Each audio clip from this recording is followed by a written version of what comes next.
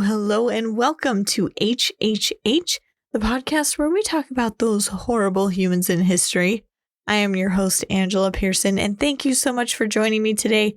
And if you are a regular follower of mine, you are probably wondering where I was last week. To be honest, I just didn't feel like recording an episode. That's it. That's the whole story. The end. I am pretty far into my pregnancy at this point, and so I get exhausted fairly easily. And so working full time and doing all the research it takes to do one of these episodes, I just didn't have the energy last week, so I apologize. But I'm going to try and stay on track. I'm going to try and get all the way caught up. So while I do have my baby in June, don't worry, we got some time before that, but hopefully we won't miss very many weeks when that happens. But today we are going to be talking about pirates and the open sea and all of that fun stuff. But before we get into that, make sure you're liking and subscribing and hitting the notification button so when I do release episodes, you will be notified so you know that it's come out. Also, make sure you're sharing this with anyone you think likes history or true crime or anything like that, because all of your support makes such a big difference. I'm doing this for fun, but I like to see how many people are listening because it makes me feel like other people appreciate what I appreciate. So make sure you're liking and subscribing and sharing. And if you have a horrible human in history that you want to hear about, please tell me. I want to talk about who you guys want to talk about or hear about. So make sure you let me know. But today we are going to be talking about the infamous Blackbeard. And yes, he was a real person. But is his story real? That, my friends, is the real question. His real name, again, our horrible humans always have to change their names, but he's a pirate, so it makes sense. His original name was Edward Teach or Thatch. They're actually not sure which one it is. Most people think he's Edward Teach, but he could be Edward Thatch.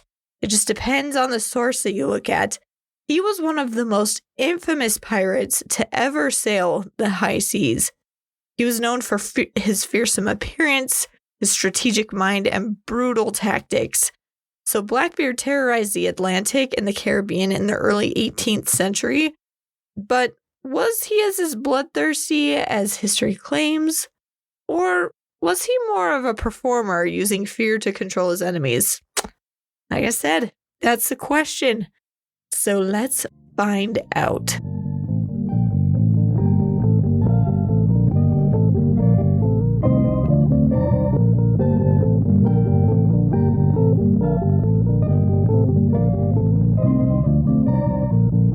So, Mr. Blackbeard, infamous pirate, his exact date of birth actually remains a mystery. So, we don't have a ton of information about his childhood or where he came from or anything like that. So, this episode might end up being a little bit shorter just because we don't have a ton of in-depth information about his past or anything before he became a pirate. Most historians estimate that he was born around 1680 in Bristol, England, which is a bustling port city known for trade and piracy, obviously, and that's what we're talking about today. But other than that, like, his past is pretty mysterious, and like I said, it was a guess from most historians that he was born in 1680. They are pretty positive he was born in Bristol, though, and because he was exposed to that port city and like the tales of the high seas and pirates and all of that kind of stuff. So they're pretty confident as to where he was born. They just don't know when for sure. Now, like I said, His real name was Edward Teach, but even that is very debated. Some sources say it was Thatch or Teach or whatever. Regardless, young Edward actually grew up surrounded by the tales, like I said, of seafaring merchants. Not fearing, seafaring merchants. And, of course, he was born during the golden age of piracy. So as a child, he likely received some sort of education because he could actually read and write, which was very uncommon for sailors at that time. But he was pretty, not necessarily well educated, but educated by those days' standards. In his teen years, adventure really started calling his name, so he decided to set sail. Some say he served as a privateer during Queen Anne's War in 1702 to 1713. And just so you know, a privateer is basically like a legal pirate. So they could legally attack ships on behalf of England. So they were able to go and ransack ships and say, in the name of England. And it was totally legal. So basically, this was his introduction to piracy, a legal form of piracy, privateering. So this is where he gained a lot of his experience in naval combat. But when the war ended, thousands of privateers found themselves jobless. They didn't have anything to do at that point. So a lot of them would turn to actual piracy, including Mr. Blackbeard. So how did Edward Teach become Blackbeard? Well, he started his pirate career under the infamous pirate Benjamin Hornigold, who mentored him in the art of piracy. In 1717, Hornigold actually handed Teach a captured French slave ship, the La Concorde, which Teach refitted and renamed Queen Anne's Revenge. And this was the beginning of his reign of terror. Now, I want to mention that this ship, like I said, was a slave ship. But what he did with the slaves that were on board is pretty impressive. And this is where I started wondering if the tales of Mr. Blackbeard, I keep calling him Mr. Blackbeard. It's just fun. It's fun to call him that. This is when I started to kind of question, are these tales real? So when they captured the French ship, Blackbeard actually let all the slaves go and let them be free and freed all the slaves, which I think is amazing. That was incredible at the time because slavery was pretty big. You could probably get quite a bit of money for those people, but he let them go and let them be free. And they think that he named Queen Anne's Revenge as like a salute to like, haha, we let the slaves free kind of thing. But, you know, there's debate about that. Like, there's debate about most of his life. Anyways, so after he let all the slaves go, he actually refitted the Queen Anne's Revenge with 40 guns. And that's not just like pistols. When you're talking about ships, 40 guns means cannons. So the Queen Anne's Revenge had 40 cannons, making it one of the most powerful pirate ships of all time. With this ship, he actually began to form a really small pirate fleet and attracted crews of over 300 men. So he was over 300 men, multiple ships, because of the Queen Anne's Revenge. Now, Blackbeard had a knack for theatrics. He actually would tie slow-burning fuses into his beard and his hair and light them during battle, which would create a smoke-filled image that terrified his enemies, making him look like a demon that had risen from hell. Like, he loved to intimidate people, and he used this smoke because if you can imagine at this back in this time period, a lot of superstitions were about, a lot of beliefs in devils and those kinds of things existed. So anything supernatural that you couldn't explain was due to magic or something spiritual or whatever.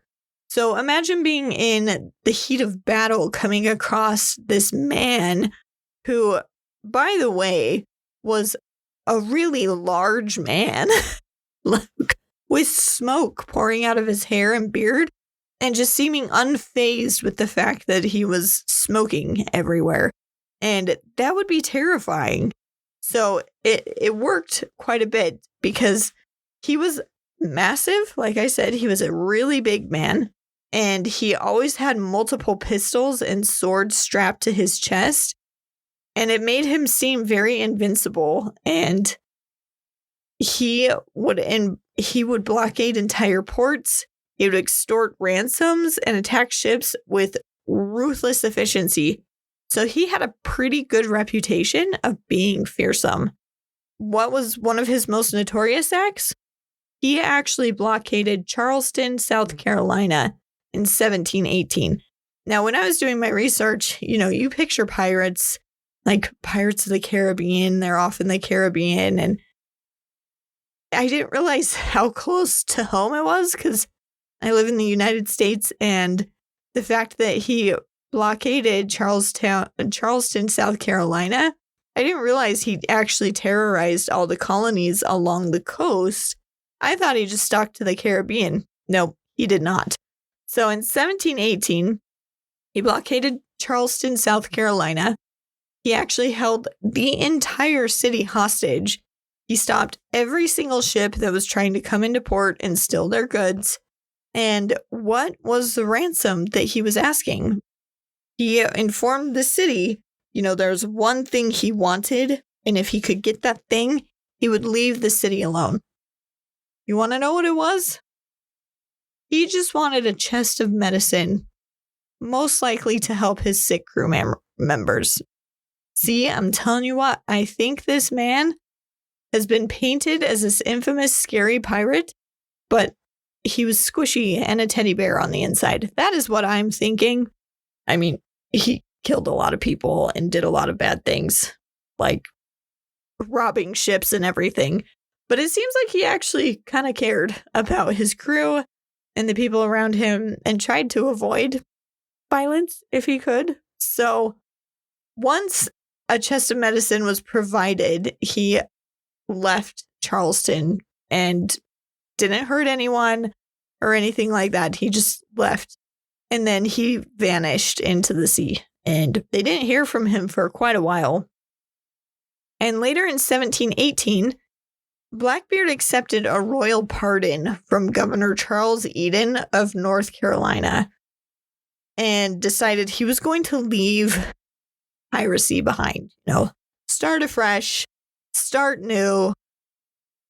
Unfortunately for him, he couldn't leave the pirating life alone, so he actually secretly continued pirating, making deals with corrupt officials. He would raid ships along the North Carolina and Virginia coasts. So even though he got this pardon and told everyone he was going straight and it looked like he was living a pretty decent, legal life, he was still secretly continuing his piracy. But was he a murderer? Surprisingly, there's little evidence that Blackbeard actually killed anyone who didn't actually deserve it. Like, he wasn't going out of his way to capture people and torture them and kill them. It was literally people that were attacking him or people that truly deserved it. Which, I mean, that can be subjective, especially in a pirate's eyes. But he preferred intimidation over violence. However, piracy itself was a crime, still is a crime. And he had a long list of enemies, which also included the British Crown, because even though he might not have been violent and with Charleston didn't hurt anyone, it still disrupted commerce and it was still a thorn in the side of all of the authorities. Now, by late 1718, Blackbeard had been living a semi-legal life in North Carolina. But like I said, he was still continuing his pirate operations, and he was trying really hard to maintain those good relations with Governor Charles Eden. who had issued the pardon. But after he had accepted this pardon, Charles Eden actually realized that he had not left his pirate life behind. And this really ticked off the governor of Virginia, Alexander Spotswood, which you don't want to make this guy mad because Blackbeard's piracy was really threatening trade in Virginia, and they really saw him as a menace, even though he was trying to live a pretty normal life in North Carolina. So Spotswood, the governor of Virginia, sent Lieutenant Robert Maynard of the Royal Navy to take Blackbeard down. He'd had enough. Like, he didn't want to keep dealing with this. So he secretly sent 2 Royal Navy ships, the HMS Pearl and the HMS Lyme, under Lieutenant Robert Maynard to hunt Blackbeard down. Now, on November 22nd, 1718, they found Blackbeard near Ocracoke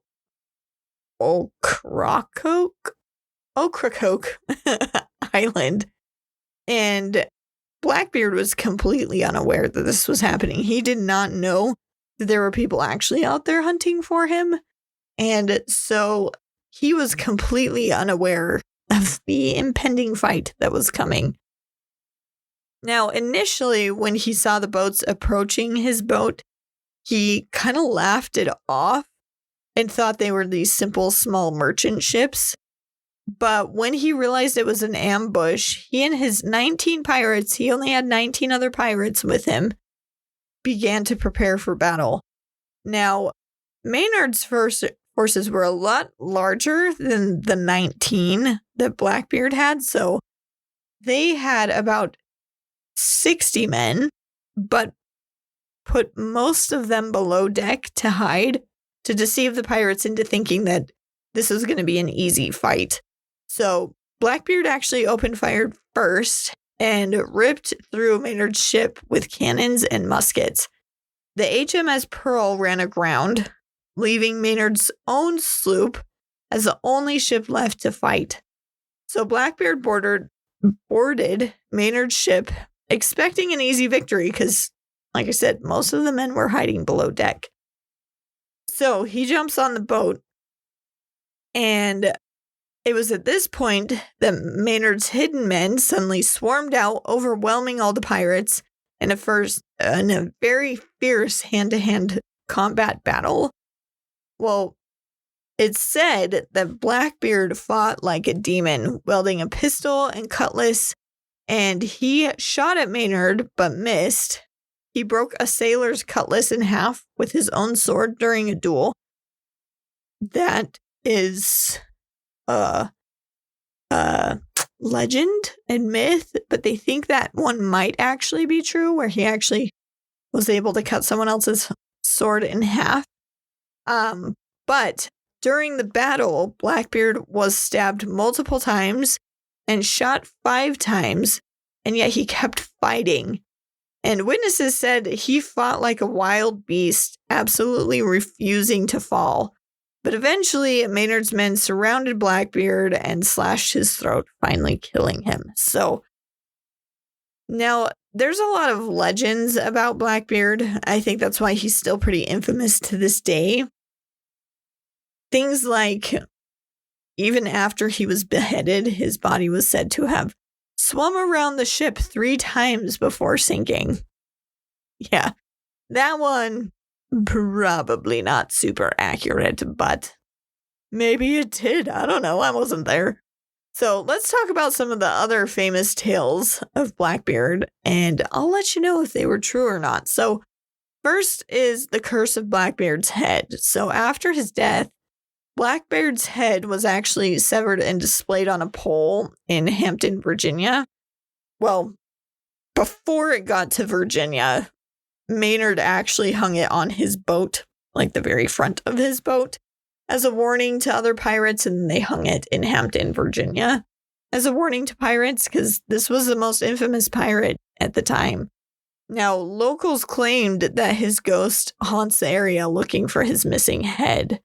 And some say his head was later turned into a silver-plated drinking cup. How you do that, I don't know. And used by wealthy families. So, in reality, while his head was definitely displayed, the haunting stories are definitely legends. However, eerie sightings of a headless ghost near Ocracoke Island still happen to this day. So people still make claims that they see his headless body walking around the island where he was ambushed. So take that with a grain of salt. If you believe in ghosts, maybe that's a thing. I would love to see it. It'd be really creepy and scary. So now the next one is Blackbeard's buried treasure. So it's a mystery that still remains unsolved. It's said that Blackbeard once boasted, quote, "Only me and the devil know where it is, and the one who knows ain't tellin'." So supposedly he has this massive treasure out there. And so people have been trying to find this treasure for a long time. And it's rumored that it's possibly buried along the Caribbean islands, North Carolina, or even Virginia. So they have searched for centuries, but no one has ever been able to find his treasure. And in reality, most pirates don't actually bury their treasure. They just spent it pretty quick. So the second they would get cash or treasure or jewels or anything, they would spend it pretty darn fast. And it's possible that Blackbeard's real quote-unquote treasure was in the form of stolen goods rather than gold. So he could have accumulated quite a bit of treasures, but it might not just be like a chest of gold that everyone thinks it is. So that one's possible, not really probable, because he probably would have spent it pretty quick. Now, there's another story about Blackbeard where he actually marooned his own crew. So in 1718, after blockading Charleston, Blackbeard actually abandoned part of his crew on a small island, stranding them without supplies. This was likely to keep the most valuable loot for himself and his closest allies, so he didn't want to share it with these men. So he just dropped them off and left them. And the stranded men, it said, were later rescued and obviously were furious with Blackbeard's betrayal. So was this story true or not? It is. It's actually true. So Blackbeard did abandon a part of his crew near Beaufort, North Carolina. And he did it because he did want to keep majority of the loot. So it shows his cunning nature. So he didn't kill them. He just left them, and none of them died. So even though that was horrible and awful, it was a pretty piratey thing to do. And he was willing to double cross even his own men to succeed in his goals. So there's that. So the next legend is that he had a deal with the devil. Now, some legends claim Blackbeard made a pact with the devil to gain his fearsome power. And I put power in quotes. That makes it sound like he's got like supernatural abilities or something. But he did have an uncanny ability to survive wounds, which led to rumors that he had supernatural protection. So, the deal with the devil. Sailors believed he could not die by bullets, which is why he needed to be shot multiple times before he finally fell and actually having his throat slit. So obviously this one, there is no proof of any supernatural elements, but the stories of his resilience and terrifying presence made him seem like he was otherworldly, but he was just a man. He was just a normal dude. I mean, he could have maybe made a pact with the devil, but he didn't have any kind of supernatural powers. He was just a normal man. I don't think he made a deal with the devil, but who knows? Maybe it did happen. But I think this was part of his psychological warfare on his, not necessarily enemies, but everyone else he wanted to intimidate and scare away so he didn't have to actually be scary. That makes sense. Like, I don't know if you guys have seen the movie Stardust. If you haven't, you should see it. It's super phenomenal, and I absolutely loved it. But there is a pirate on that show who is known to be one of the fiercest pirates, and he definitely isn't. He just had a really big reputation for it, and everyone believed that he was the most fearsome pirate because he built up such a huge reputation of being horrible. And I think that's the case with Blackbeard. I really think that's what's happening here. So this whole story with the devil, dealing with the devil or whatever, I'm guessing is still just part of his persona, and he wouldn't stop rumors like that. He would probably encourage that kind of stuff. So the next rumor, sorry, got off topic there. Let's get back. So the next rumor is he had a secret life as a gentleman in North Carolina. So after receiving a pardon from Governor Eden, Blackbeard briefly lived as a, quote, respectable man in Bath, North Carolina. Some say he even married a local woman and tried to settle down. And like I mentioned earlier, he turned back to piracy, making secret deals. So this is true. He did try and live as a hoity-toity gentleman. And he did try and come across as someone who was part of high society and that kind of thing. But he never gave up piracy. So, yeah. So the next one is the ghost of Blackbeard still haunts the island. So we mentioned this one before, where people had seen his body in the town where they had hung his head, but they also believe that a lot of sailors say that they see a mysterious blue light moving over the water by Ocracoke Island. And they believe that it's, quote, Teach's light. Locals claim his headless ghost roams the shore of the island looking for his head. But there are no evidence. They haven't been able to catch any evidence of this floating light or the ghost. So it's still part of the legends of Blackbeard. So fact versus fiction. Blackbeard was a real historical fixture. Sorry, guys. I'm having a really hard time talking. I am just so tired.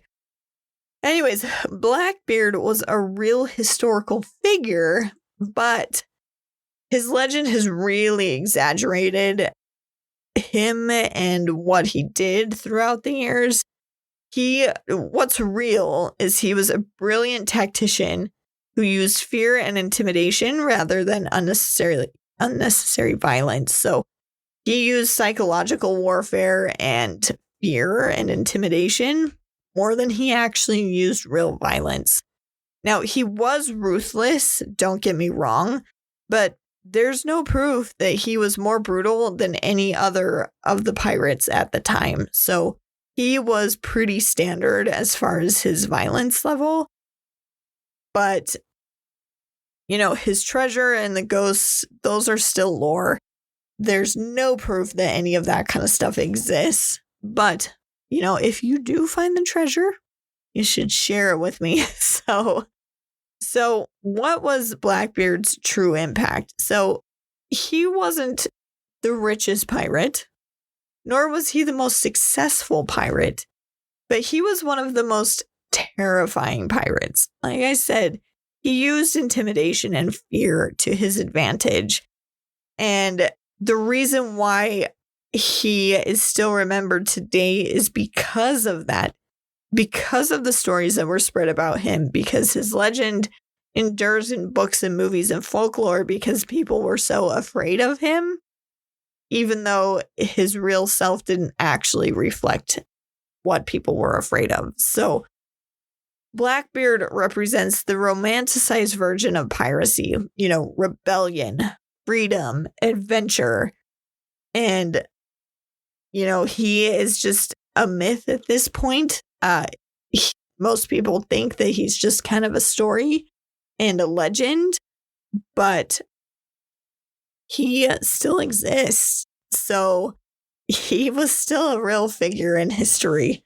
And I know, like, when I was doing my research on Blackbeard, I was expecting a lot more juicy details of how he was ferocious and tortured his enemies and did all these horrible things. And so part of the reason why I wasn't really motivated to finish this episode, because I was like, oh, he's kind of a teddy bear. He's actually not, like, he did bad things, but he's not like a horrible, horrible human. He was just a creature of his circumstances. Like, he was an average pirate for the day and just did average piratey things and was even nicer than you would expect. So our horrible human in history for the day isn't actually, I mean, he did bad things. Don't get me wrong. Killing people is always bad. But comparatively speaking to a lot of the people that we have talked about on this podcast,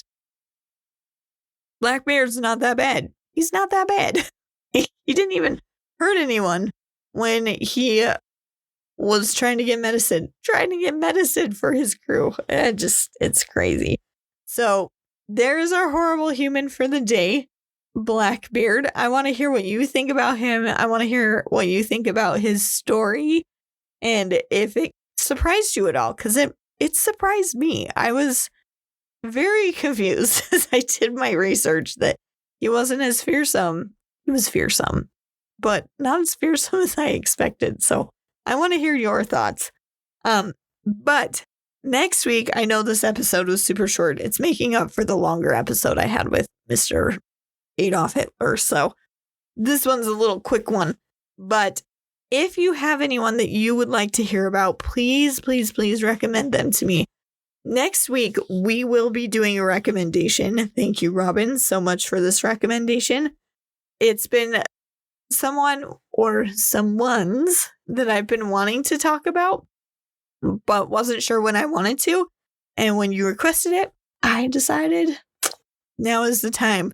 So next week, I am so excited. We are going to be talking about an infamous crime couple in history. And I have seen their car in person and put my fingers in the bullet holes where they died. We are going to be talking about Bonnie and Clyde and their reign of terror. So make sure you tune in next week. It's going to be a awesome episode. And again, make sure you're liking and subscribing. And please tell me, were you surprised by Blackbeard? I am just so surprised by what happened with him. So I will see you guys next week. And thank you so much for tuning in to Horrible Humans in History. We'll see you next week.